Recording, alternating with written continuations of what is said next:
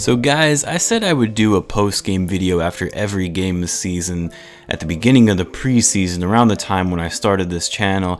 But this is one game where I wish I could just skip it and move on, especially because I really can't stand the Lakers in general. I've never been a fan of the LA Lakers ever since I was a kid, but I can't be one of those fans, and I have to address even the worst of a game. So what's going on, everyone? You are listening to Bull Central here. Hope you're all doing a little bit better than I am after that loss against the Lakers. I guess the good thing from this loss is that the Bulls weren't up big and then blew a lead, kind of like what we saw in the game against the Thunder. But outside of that, I don't know if there were really that many bright spots from this game. I did like the fact that they chipped away at the lead in the third quarter.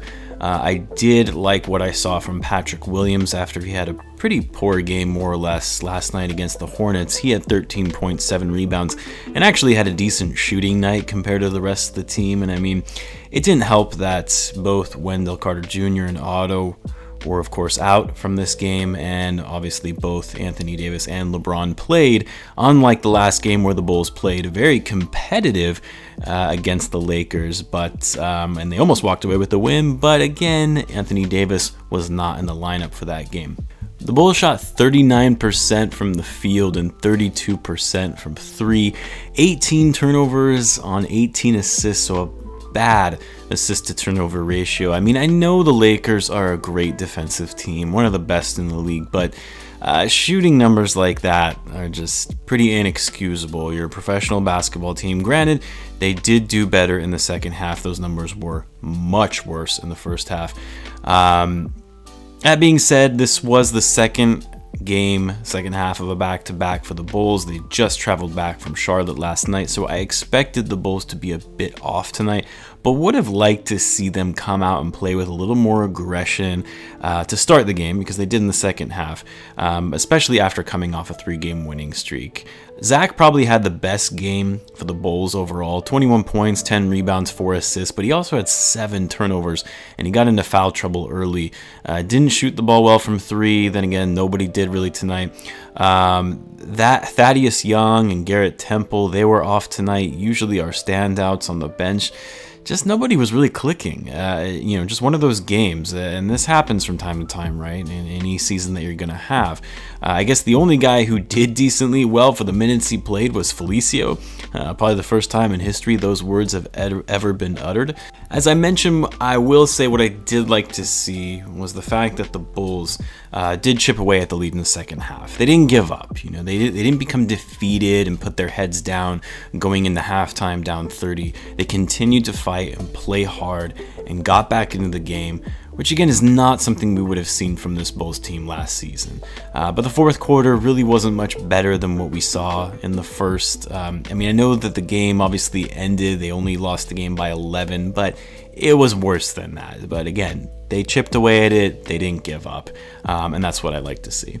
I'll just say one thing about LeBron though, and I know this is going to upset a lot of Bulls fans because I know a lot of Bulls fans despise LeBron James. But the thing that just shocks me about LeBron is that every year I think he's finally going to start to decline or regress, but he just continues to play at a high level year after year, despite this being his 17th season in the league. You know, he had one of the shortest off seasons out of anybody, given the fact that the Lakers obviously won the championship, so between the time the bubble ended and the new regular season began, but he's still just playing incredibly well. It's just amazing to see.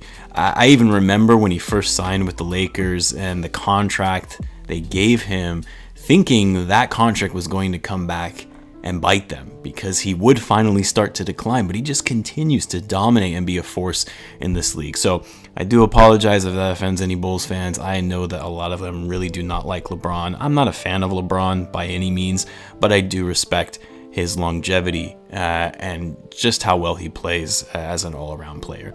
Anyway, I know this video is short, but just not really much to say on tonight's performance. To some extent, it was expected, playing a back-to-back against the defending champs. and nothing really noteworthy to call out or highlight from any Bulls players for this game in particular. The Bulls will be taking on the Boston Celtics on Monday, unless the game gets postponed, as I know the Celtics are still struggling with health and safety protocol issues and having enough players to be available on the court. I'm planning on coming out with a video tomorrow, a bit of a different video, where I'll be talking about the roadmap I'd like to see the Bulls take over these next few seasons to get them back into title contention, featuring trades, free agency acquisitions, and other moves that I would like to see. So stay tuned for that tomorrow, if not by Monday. Hope you guys all have a good night, and I will catch you in the next one.